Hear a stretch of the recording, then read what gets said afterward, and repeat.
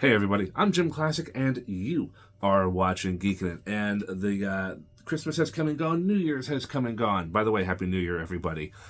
And I would like to talk about something which I recently got, and that would be the Metal Jungle Winged Wolf by Transarts. Now, for those of you who don't know anything about Transarts, or Metal Jungle, this is a third-party company that is doing masterpiece quality Beast Wars figures. You know, the stuff that, for whatever reason, Hasbro isn't doing. But basically, this is Beast Wars Silverbolt. And I haven't opened this guy up yet, but I'm definitely looking forward to him. I just got him, for Christmas. So, we're going to open this guy up.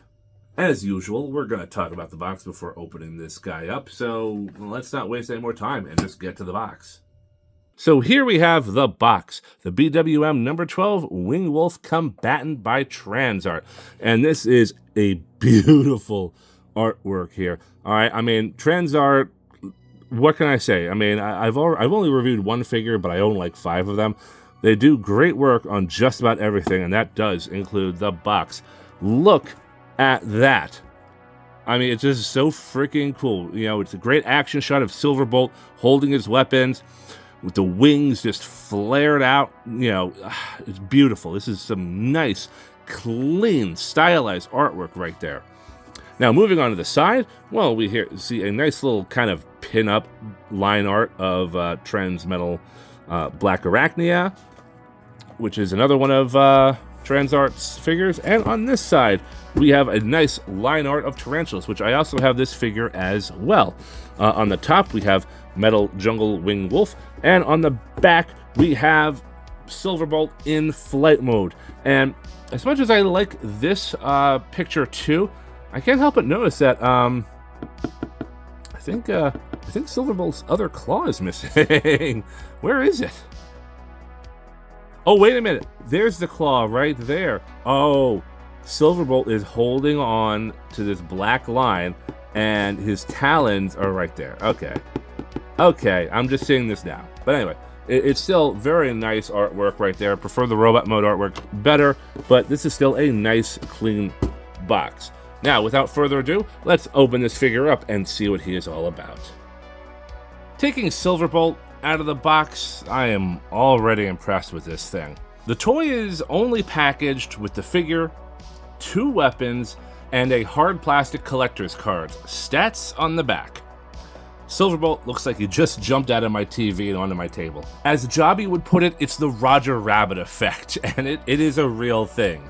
From head to toe, Silverbolt stands at about 8 inches tall, just a little shy of that. And looking at the robot mode, he is chock full of both robo details and beast fur. The galvanized red jewel in the belly, the orange right there. And those eyes just come popping out of that cowl face.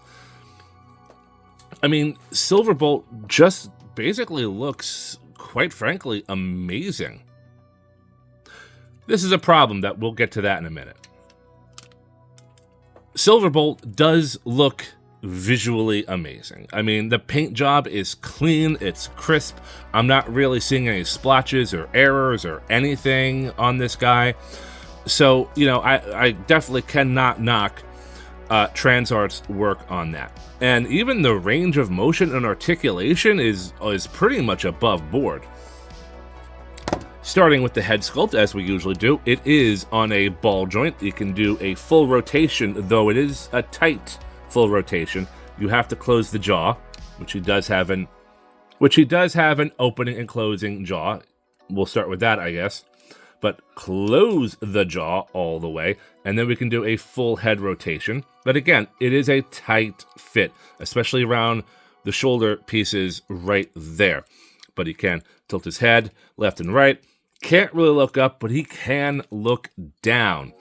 Now, he has a universal shoulder joint right here. He can go all the way around once you move the wings out of the way. Can abduct that far. Does have, well, it doesn't have a bicep swivel, but it's kind of like an elbow swivel, sort of. Double joint at the elbow right there. He does have a universal hinge at the wrist. The fingers can open and close. He does have the 3 fingers and the knuckle right there, and then the pointer finger and the knuckle right there. So you can get him to close his fist and get him to point his finger at you right there. And, you know, the hand is all plastic. It is not metal here, so just be mindful. Again, this is a collector's figure, not a child's toy, so you're going to have to be a little bit careful with these hands. You know, potential breakage one day. And, well, I suppose he does have a butterfly joint right here. The hinge does open up. It doesn't peg in as well as it should. It just held together by that little piece and right there. So if you're not careful when you're moving this guy around and moving things, there we go. I wasn't even trying. And it just, you know, but it does help if you want him for poses and articulation. I suppose, you know, that could work. It's just, it's on a hair trigger. It comes loose very easily, and it can get a little annoying. Now, he does have a waist swivel. And most Silverbolts don't have waist swivels due to the transformation, but there is right here below the belt line. It is a very modest swivel, as you can see right here.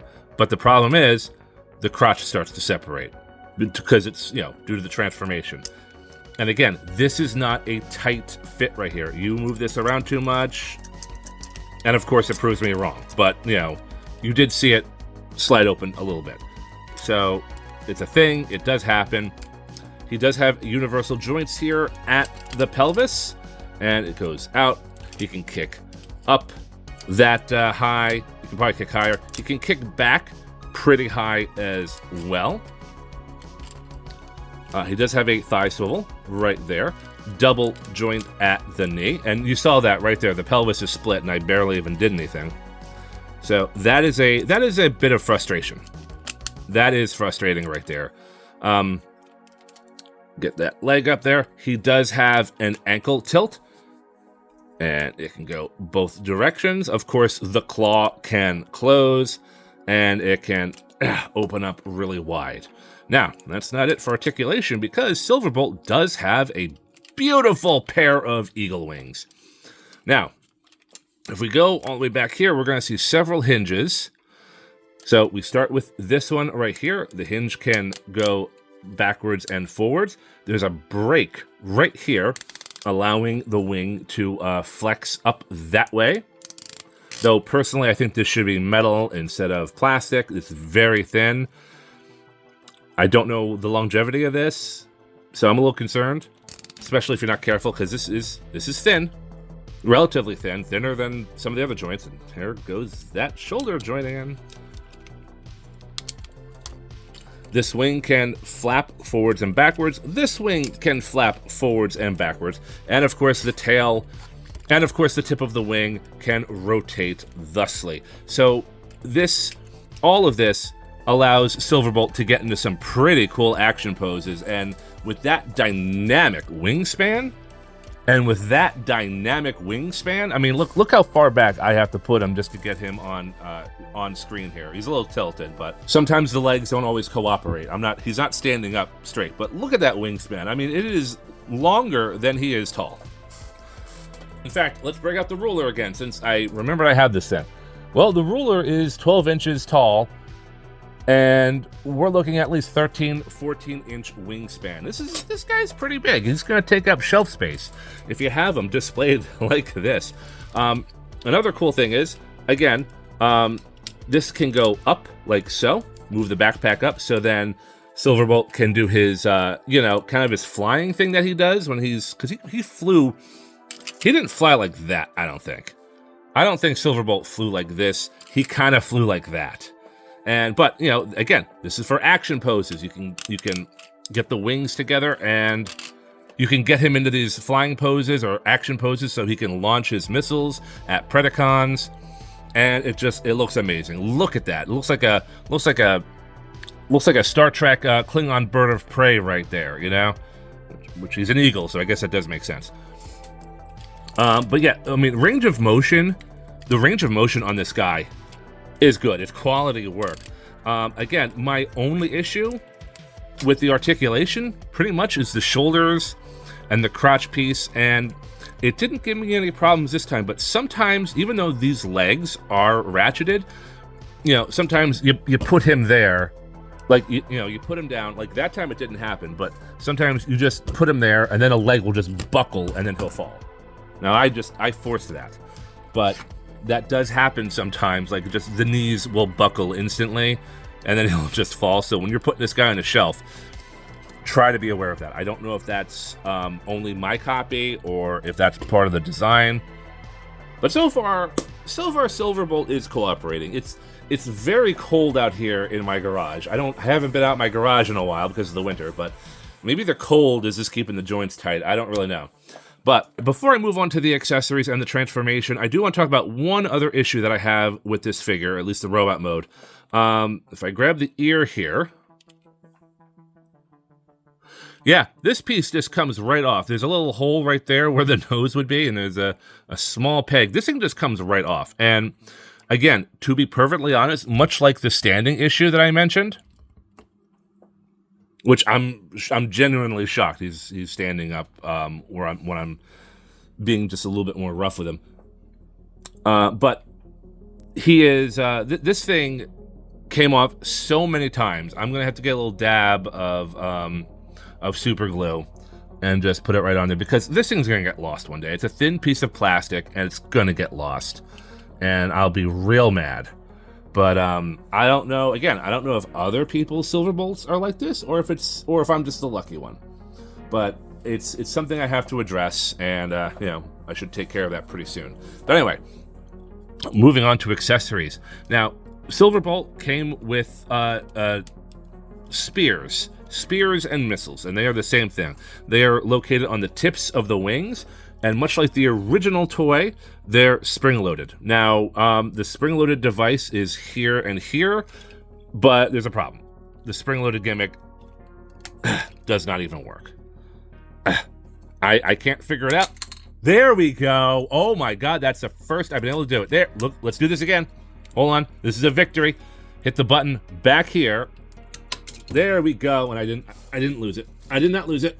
Oh, that's awesome. All right, cool. Cool, let's do this again. Shoot back here. Come on. We're going to shoot back here. Come on, let's do this. Let's do this. Why isn't it working? All right. It's only working on one of them. I pulled that out. There. Try it again. All right. It's only working on the right missile, which, again, that is a bit of a disappointment, but we're going to do it again. We're going to do it one more time for victory. All right, there we go. And it launches pretty well. But so don't fall. The left missile does not work. But anyway, we're gonna take this out. We're gonna take that out. Oh yeah, and there the knees are buckling. There we go. See, I was just being a little bit rough with him, and the knees were buckling. I'm gonna put Silverbolt right back there. So here are his missile spears, and it is just the bronze orange plastic with a little gradient here with the brown, and it looks, you know, it looks good. It's a spring-loaded missile. Spring-loaded missiles are always fun. Of course, you know, you could lose them one day, but these are pretty big missiles, pretty difficult to lose. But now these are spear tip missiles, so Silverbolt can also hold them. And see that little hole right there? All right, come on, Silverbolt. Let's grab that hand. We're going to open that hand all the way up, and there's a little peg right there. Now, hold on. Let's make sure he's standing properly. All right, good. So we're going to take the spear, put it right there, kind of angle it in behind the thumb and the palm, close the hands, and there we go. He's got his wingtip missile, and the thing came off again as it's been doing. But yeah, and he can hold both missiles, and just ready to shred some Predacons to pieces with these things. And, you know, again, this looks just like the cartoon, and it looks great. I love these weapons. I love these accessories. And one last accessory that I was completely unaware of. So if you open up the chest panel here, now, unfortunately, you can only open it up just a little bit because everything is kind of pegged together down here. So I don't know. Like, it's a little frustrating that this doesn't open up all the way. But if you look inside, this little disc. This is the disc that Black Arachnia received from Silverbolt in the Agenda episode. And it comes out via a little peg. And, you know, this is... I forget what the device is, but this was from the Agenda. Silverbolt swiped it from the Maximal Armory. And he gave it to Black Arachnia for part of her little clandestine mission, which turned out to be, you know, her search for the Ark. But yeah, it just kind of pegs in right there. There's even a little bit of circuitry detail. And it just kind of goes right there. And close it up. Don't even realize that... doesn't even realize it's there. Anyway, before we transform this guy, let's do some quick comparisons, starting with Transarts Quick Strike, and comparing him again with Transarts Optimus Primal. And we have Transmetal Megatron right here, another Transarts figure, and he just absolutely towers over Silverbolt. And for those of you who remember my Rat Trap video, Transart Rat Trap right there. And yeah. And while we're at it, let's just get an official Beast Wars masterpiece in here in the form of Lio Convoy. Now here, Lio Convoy is well, he's very anime compared to Silverbolt here. Not bad, little bit of a jarring contrast, but whatever. And wrapping up comparisons here, let's continue on with the Transformers Universe Silverbolt and the Legacy version of Silverbolt. I do have the original Beast Wars version of this guy, but I don't know where he is at the moment. And, you know, this one's a little bit more colorful.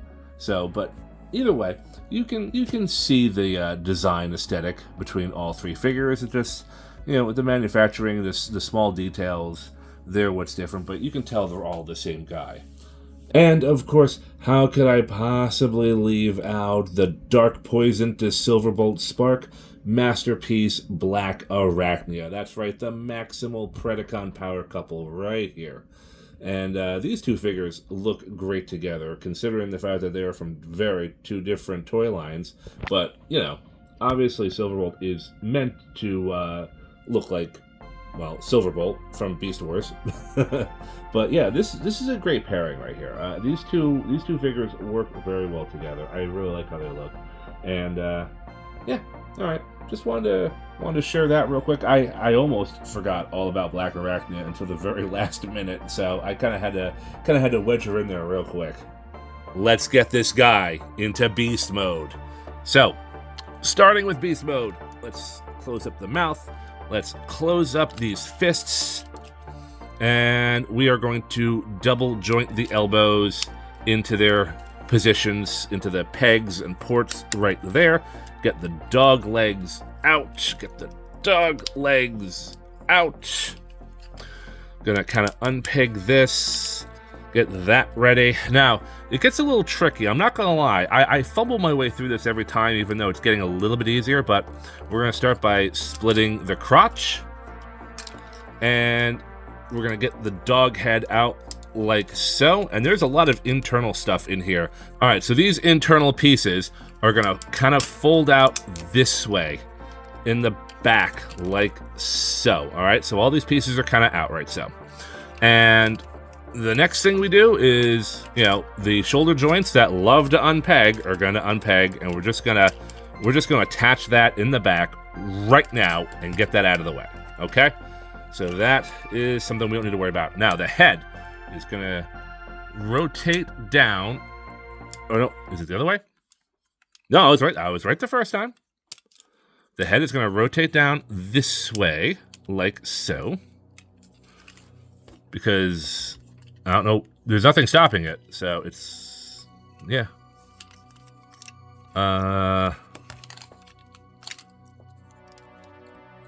Yeah, there's literally nothing stopping it. But it can't go back that way because of the ears.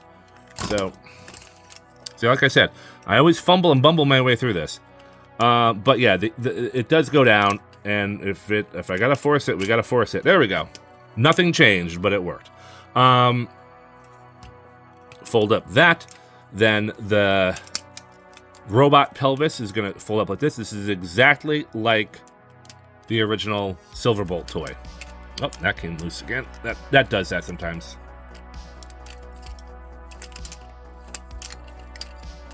What's going on? Yeah, okay. And now the belly torso area is going to fold up. It's going to peg right into here.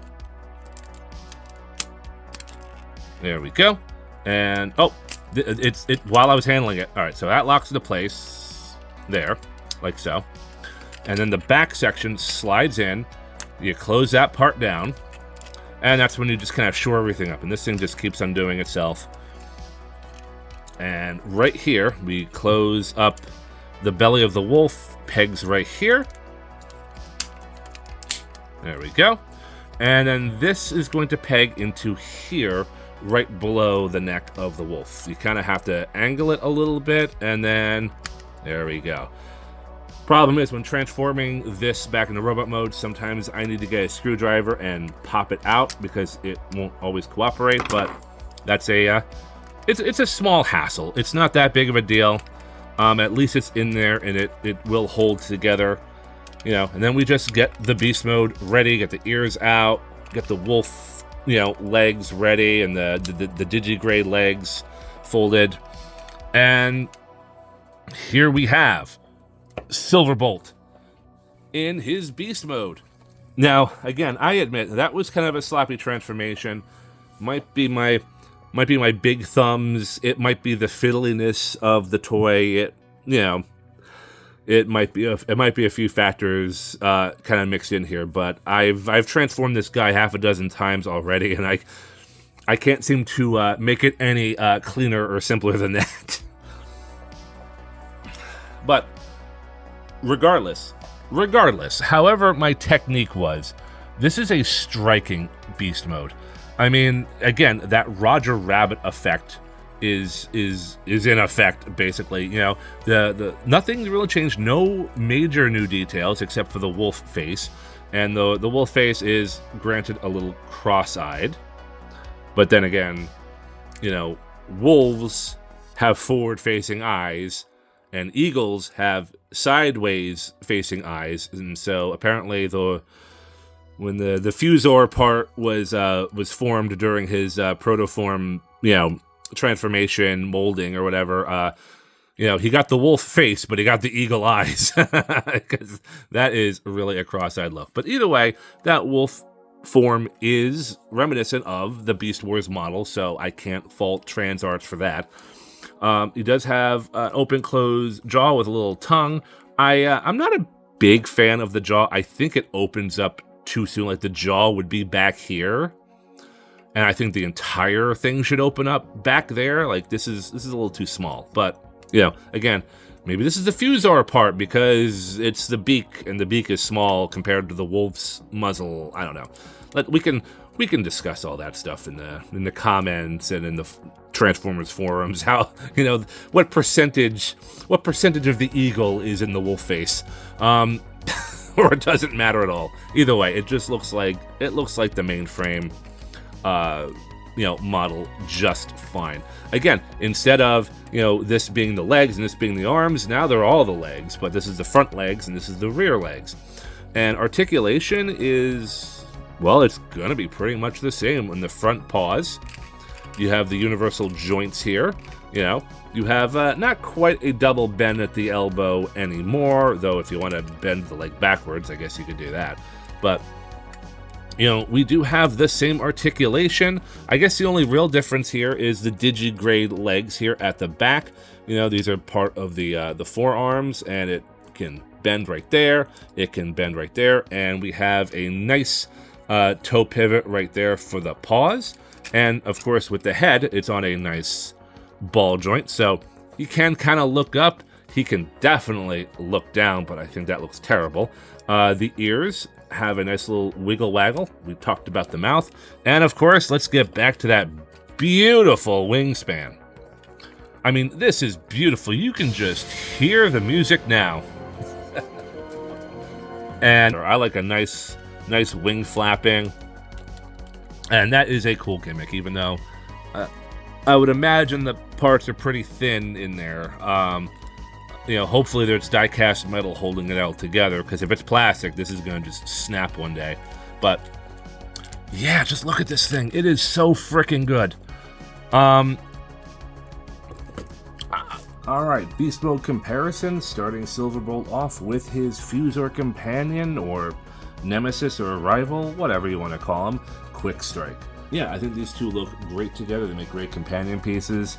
And, you know, the whole Fusor concept is just so fun.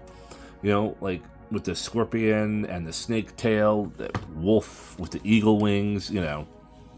I really like the idea of the Fusors, and it's kind of a shame that Beast Wars didn't include a couple more characters like that. Well, I suppose Tigerhawk. I suppose Tigerhawk was also a Fusor, but, you know, not in the same respects as the two OGs are. Upcoming next is the Transarts Optimus Primal figure, and these guys look pretty cool together as well, if I do say so myself. And here we have Lio Convoy, but not the Lio Convoy from the Masterpiece. This is the original Beast Wars second figure, the retail one. I'm sorry, just for the sake of my sanity, I don't have time to transform him, so I just broke out the OG one. And just for the fun of it, here's Revenge of the Fallen Ravage. I thought, why not? He was on my shelf. Might as well just compare the two of them together. That thing is still pretty cool, though. And a quick comparison with Transarts Megatron. Now, I was going to transform him, but that tail is not the Beast Mode tail. And that is still in storage out in the garage in a blizzard. So, yeah, no transforming Transmetal Megatron. But look how big this guy is. I mean, he just towers over Silverbolt, even in this mode. And for the last comparison, here is the Beast Mode Silverbolts, and, you know, he looks really good with all of them. I mean, obviously this is the Universe version, but, and those colors, man. those crazy colors. Transformers Universe was like the G2 of Beast Wars, basically. But anyway, you know, pretty much I would say this might be the strongest Beast Mode out of the three, and of course he's the third-party one. Though I do like the deluxe, you know, Beast Wars / Universe mold of Silverbolt. I think this is a really good sculpt. I think it's a really good. I still like this figure a lot, especially in these colors. The Legacy Silverbolt, you know, it looks good. I think this is the best wolf face out of the three of them. You know, this being the most show accurate, and this one just being the best wolf face. But like, I mean, really, guys, how did you screw this up? How did you screw up the eagle tail right there? I mean, come on, guys. This is... Anyway, we're not here to talk about the Legacy version, but I gotta say, this is the guy I was hoping... I was really hoping that this guy would be better than the original version, at least for the Beast Mode, and... Come on, how do you screw this up, guys? Anyway, you know... This guy is fantastic. I have to say, Transarts did a great job sculpting this guy. Maybe the construction with the joints and everything, maybe that could have been better. But overall, I mean, he looks great on a shelf. He definitely has a standing presence. You know, he's one of the bigger guys. Maybe not as tall as Dinobot, but then again, I don't own Dinobot, so you know, maybe I shouldn't comment too much on that. But you know, Transarts, what is it, Winged Warrior, I think is a fantastic figure. He looks great. He poses really well. He has that Roger Rabbit effect. I would just say some of the tolerances in the joints aren't where they should be because he can be a bit fiddly. The shoulders pop off. The crotch separates. I can't fault the transformation because that's probably more of a me issue. But, and the cowl coming off, you know, maybe someone forgot to put a dab of glue there. I don't know, but that might count as quality control. So, you know, that's been Silverbolt, the good, the bad, and the ugly, and I would say there's mostly good going on here with this figure. Just be careful of those wings because that's a breakage issue. Be careful of maybe the cowl because that's a breakage issue. Just be aware of some of that stuff, but it's worth it. I think this guy is so cool, and I really am happy having him as part of my collection. Well, I think that's it. I think I'm done. I'm JimClassic. You have been watching Geekin', and I will see you guys later. Take care, everybody.